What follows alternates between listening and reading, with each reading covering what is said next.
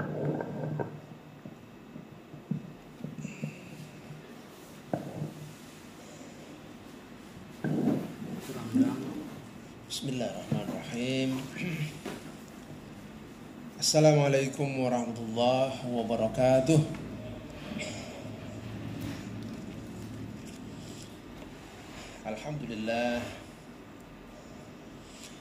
Alhamdulillahi wassalatu wassalamu ala rasulillahi. Asyhadu an la ilaha illallah wahdahu la syarika lah wa anna Muhammadan abduhu wa rasuluhu la nabiyya ba'dah.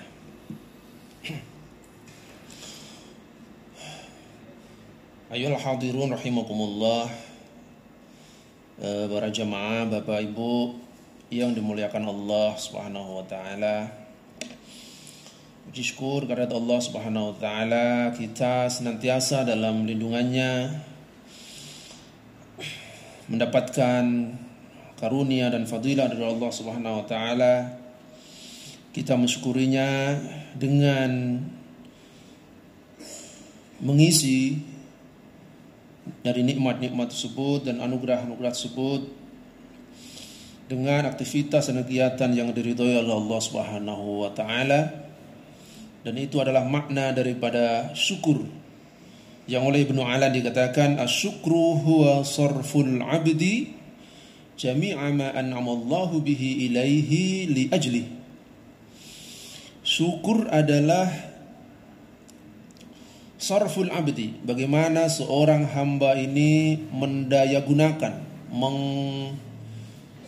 membelanjakan, melakukan, ya, jami'a ma an'amallahu bihi ilaihi, semua nikmat-nikmat yang dikaruniakan Allah SWT kepadanya, li ajlihi, semata-mata untuk mencari ridha, semata-mata karena Allah Subhanahu wa taala. Nah, itu mudah-mudahan pertemuan kita kali ini bagian daripada rasa syukur kita, sehingga apa yang kita lakukan pada hari ini adalah bentuk taat kita kepada Allah Subhanahu wa taala.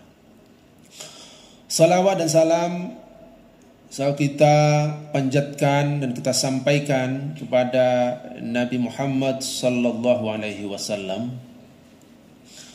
Bapak Ibu yang dimuliakan Allah, pada pertemuan kali ini kita akan insyaallah menuntaskan bagian akhir dari kitab Thaharah, ya. Kitab Thaharah.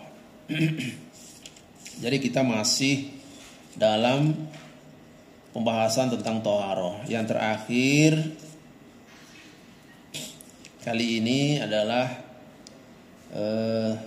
tentang nifas, ya, darah nifas, dan dilanjutkan dengan istihadah. Baik, pada pertemuan sebelumnya, pertemuan yang terdahulu, kita sudah membaca bagian atau pembahasan mengenai darah haid, ya, dan hukum-hukum yang berlaku ketika seorang wanita sedang menjalani haidnya.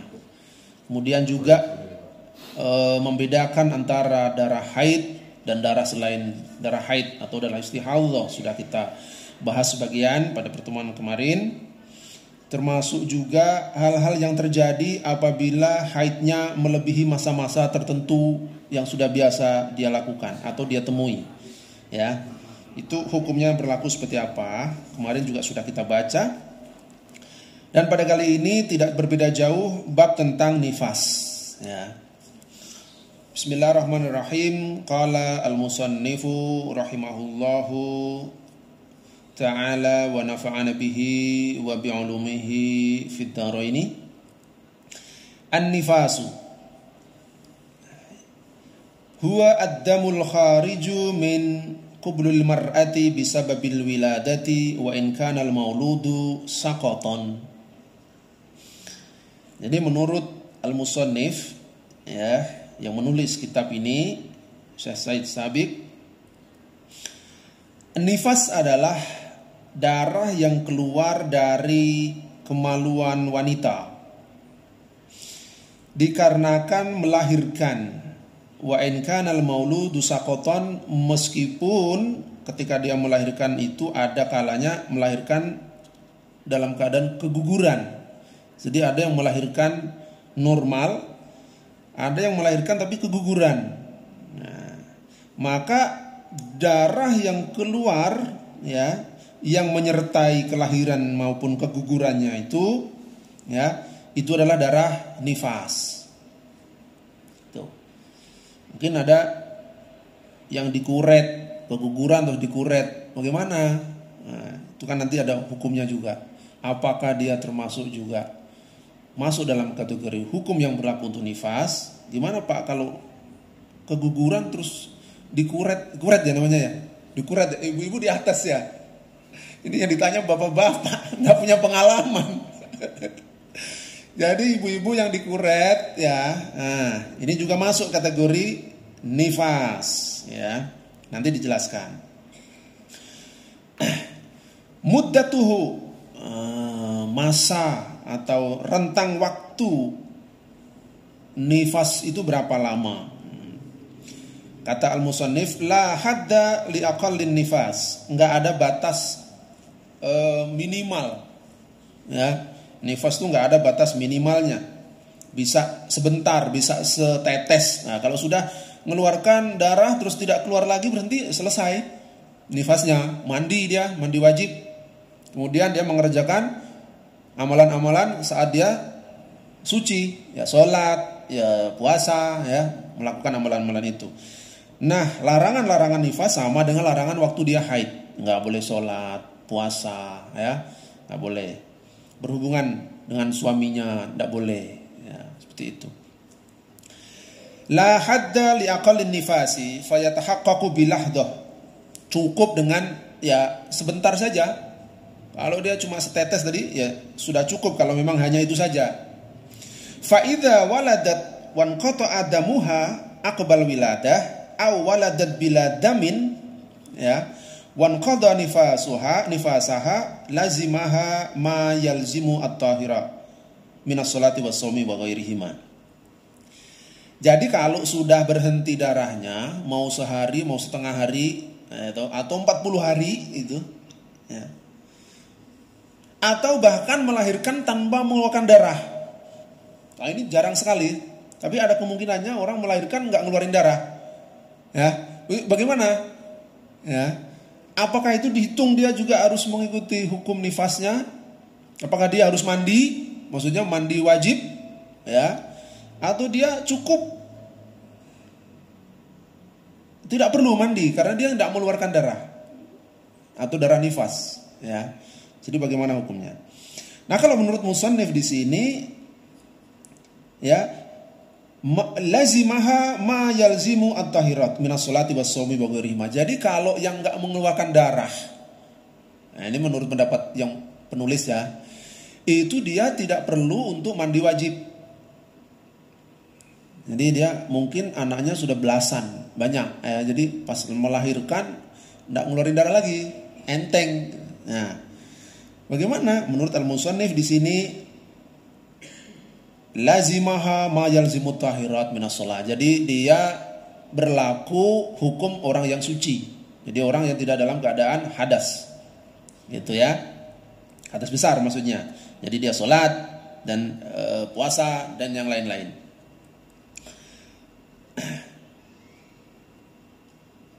Wa amma aksaruhu, maksudnya aksaruhu ini adalah batasan maksimalnya atau paling lamanya. Ya, hu itu an-nifas. Nah, kalau di pesantren begitu ya para ya. Wa aksaruhu, nah hu-nya kembali ke an-nifas. Jadi masa nifasnya tadi atau had ya. Wa aksaru ahad, aksarul had maksudnya hu eng had gitu.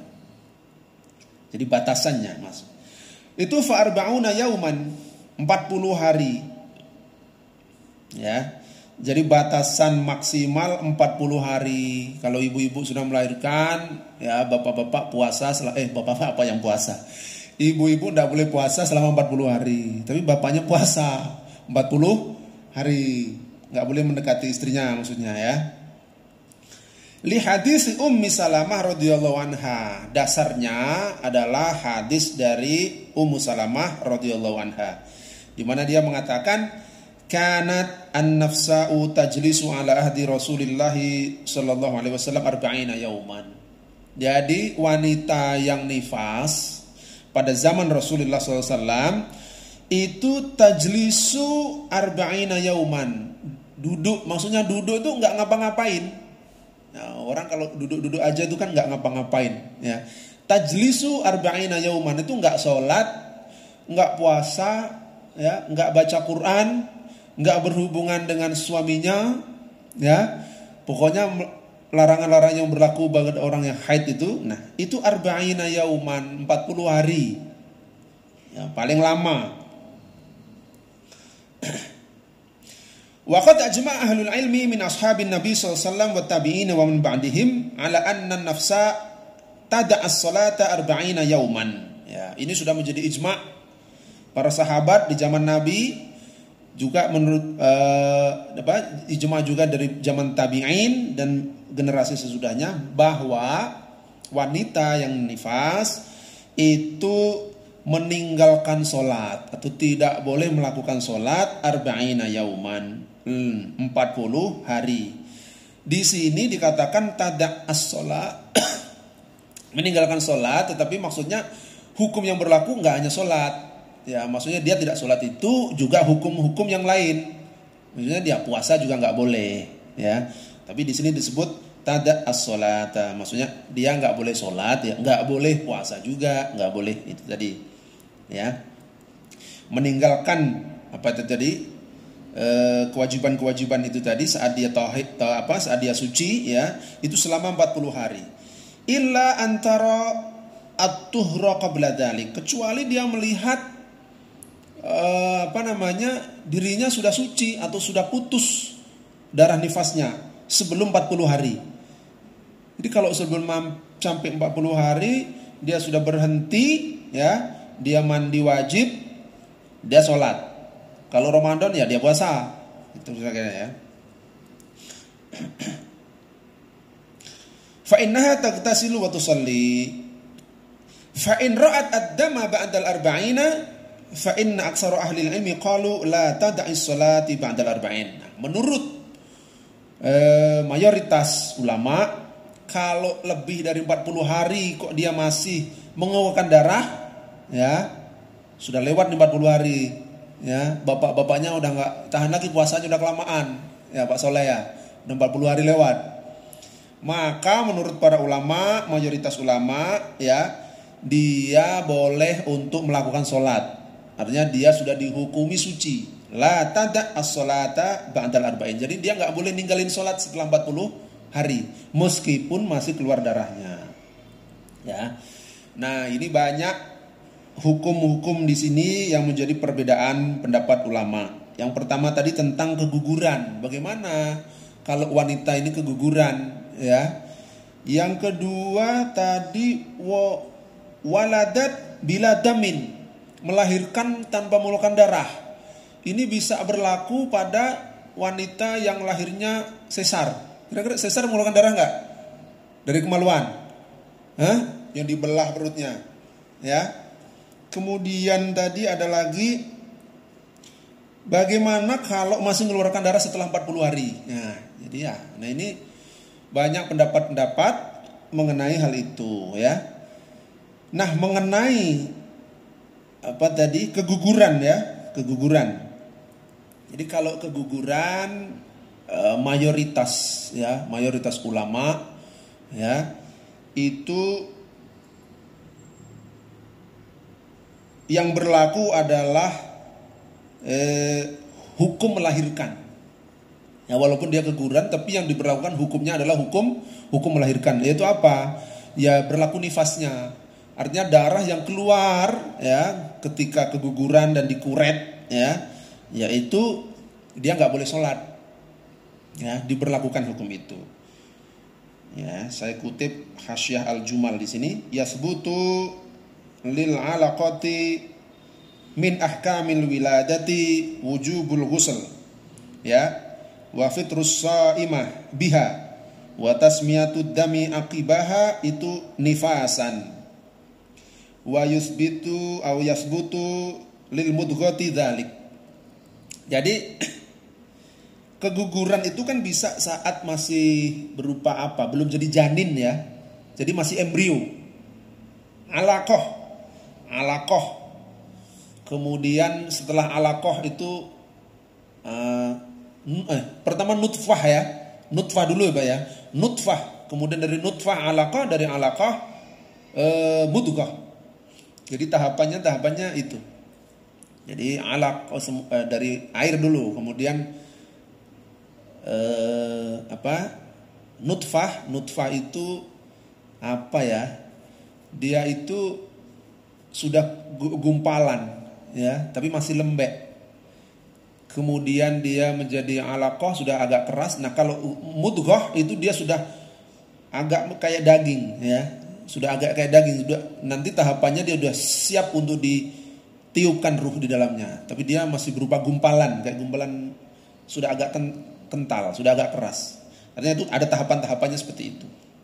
Nah, ketika dikuret ya, yang berlaku juga hukum melahirkan. Artinya dia berlaku nifas. Kalau dia keluar darahnya, ya dia nggak boleh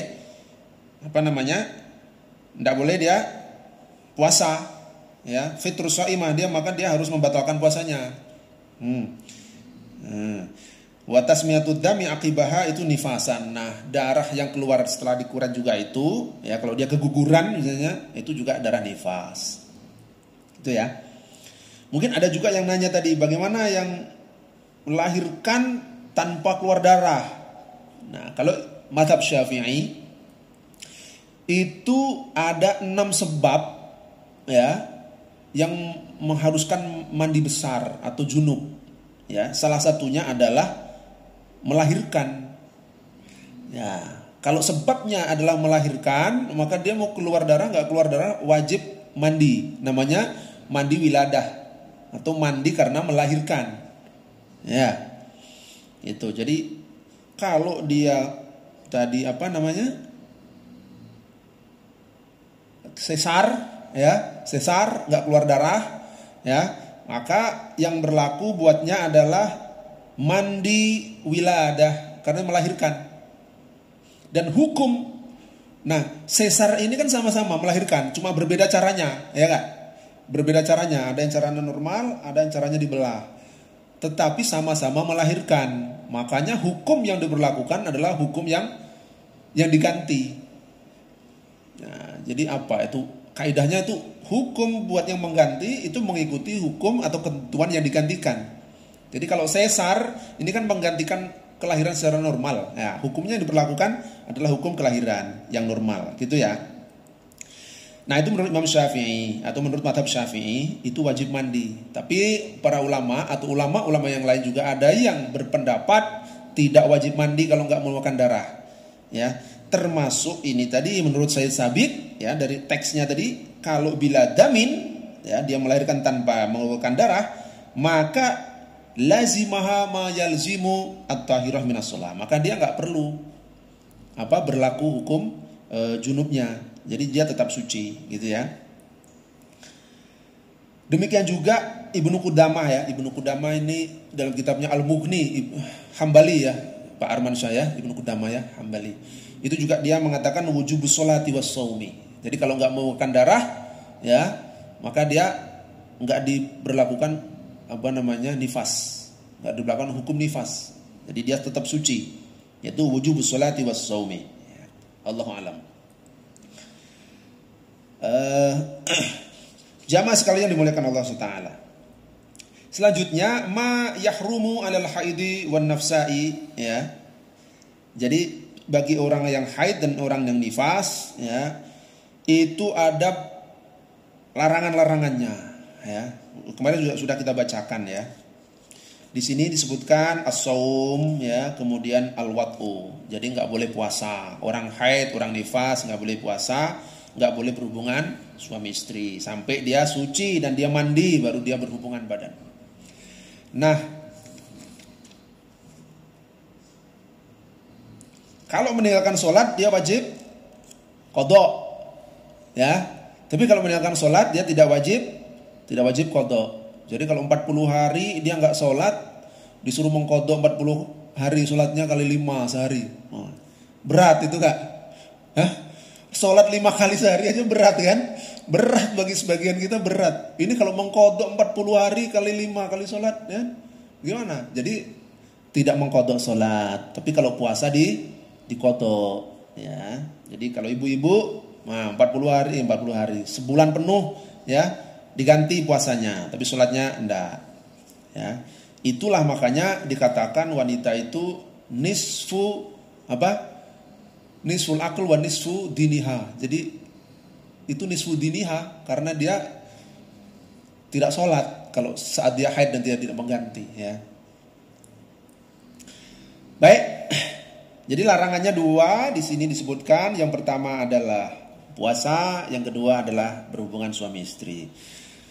Yang terakhir al-istihadah. Nah, kalau 40 hari tadi lebih ya, menurut para ulama, yang mayoritas para ulama membatasi maksimal 40 hari. Darah yang keluar lebih dari 40 hari tadi itu dihukumi sebagai darah istihadah. Ya, darah istihadah, ya darah penyakit. Ya. Jadi dia darahnya najis, jadi cukup dibersihkan, disucikan darahnya, tetapi dia berlaku hukum orang yang dalam keadaan suci, tidak junub, ya. Jadi dia sholat biasa, kalau masih darahnya keluar dibersihkan. Darahnya keluar dibersihkan ya. Kalau masih keluar dipasang pembalut, ditutup. Nah, sudah dia wudu sholat biasa. Kira-kira seperti itu ya. Nah, coba kita bacakan. Al-istihadatu ta'rifuha ya istimraru nuzulid dami wa juryanihi fi ghairi awanihi. Oke. Jadi istihadah itu keluarnya darah terus menerus ya, fi ghairi awanihi, melewati batas yang biasanya. Maksudnya kalau biasanya haid 6 hari 7 hari, nah ini lebih ya. Normalnya orang nifas itu 40 hari paling lama, nah ini kok lebih. Nah kelebihan itu ya, itu dihukumi sebagai darah istihadah ya. Ahwalul mustahadah, ada beberapa kondisi yang di sini oleh al-musannif disebut ada 3 kondisi ya yang terkait dengan darah istihadah. Yang pertama, antakuna muddatul haidi ma'rufatun laha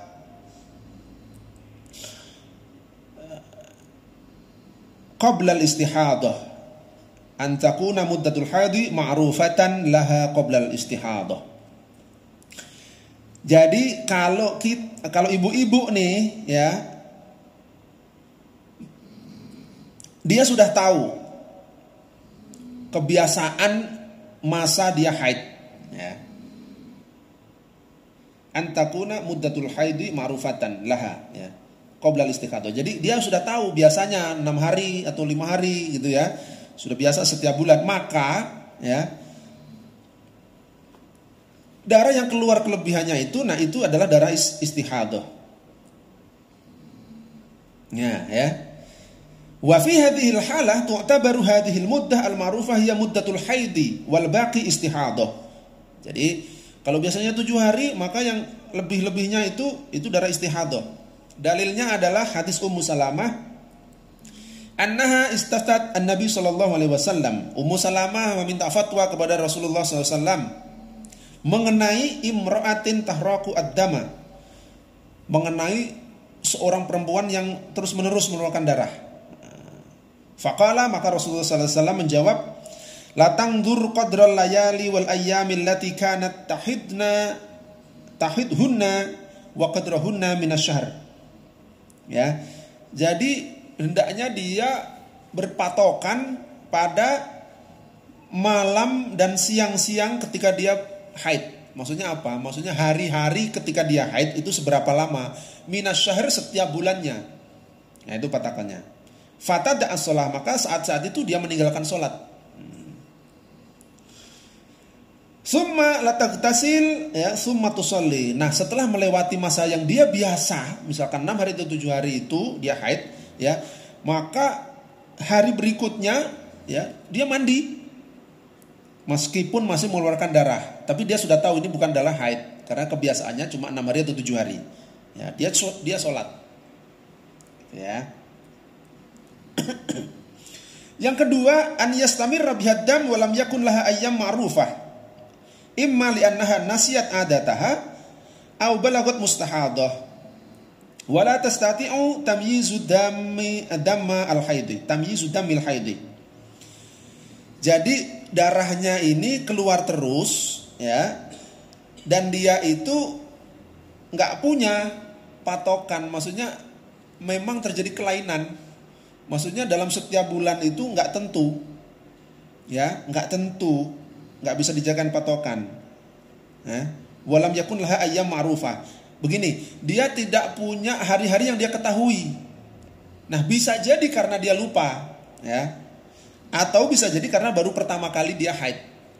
Balagot mustahad, baru pertama kali dia haid, sehingga dia tidak bisa membedakan mana darah haid dan mana darah yang istihadah. Dalam keadaan seperti ini, ya, yakunu haiduha sittatu ayyam aw sab'ah. Jadi, maka patokannya, ya, yang dihukumi sebagai darah haid itu 6 atau 7 hari saja. Ya. Lupa, Pak. Saya nggak ngitung, saya lupa setiap bulan itu, nah, patokannya 6 hari dan 7 hari. Atau Pak, ini pertama kali saya haid. Ya, anak baru gede. Nah, dia baru masuk masa haid. Maka patokannya 7 hari. Ala ghalibi adatin nisa, itu didasarkan pada keumumannya perempuan-perempuan haid, ya. Keadaan yang ketiga adalah alla takuna laha adah walakinnaha tastati'u tamyizu damil haidi min ghairihi. Jadi kalau yang pertama tadi kan nggak ngerti, nggak bisa bedain, maka patokannya 6 hari. Nah, keadaan yang ketiga, dia nggak punya patokan, nggak punya kebiasaan hari-harinya itu, ya. Tapi dia bisa membedakan, oh ini darah haid, oh yang ini bukan darah haid. Nah, maka digunakan patokan yang dia ketahui. Dasarnya adalah hadisnya Fatimah binti Abi Hubaish, annaha kanat tastahadu faqala laha an-nabiyyu idza kana damul haidi fa innahu aswad yu'raf. Jadi kalau darah haid itu kan pekat, ya, hitamnya pekat, dan itu dia ketahui. Fa idza kana kadzalik fa amsiki anis shalah. Nah, kalau darahnya hitam pekat dan kamu tahu itu, maka tinggalkan sholat, ya, enggak usah sholat. Fa idza kana al-akhar fatawaddu'i wa sholli fa innahuma huwa irqun. Jadi kalau darahnya selain yang pekat, kamu lihat, maka kamu ya wudu dan sholat saja, ya. Karena itu merupakan darah penyakit, bukan darah haid. Itu ya. Bapak Ibu jemaah yang dimuliakan Allah SWT. Nah, itu beberapa keadaan, ya. Ada 3 keadaan atau 3 kondisi yang terkait dengan darah istihadah dan membedakannya dengan darah haid. Wa ahkamuha, hukum darah istihadah, ya, lil mustahadah ahkam nulakhisuha fi ma ya'ti. Al-musannif di sini mengutip ada 6, ya. 6 hukum yang terkait dengan darah istihadah. Yang pertama, annahu la yajibu 'alaihal ghusl li syai'in minas salati wala fi waqtin minal awqati illa marrah wahidah hinama yanqati'u haituha.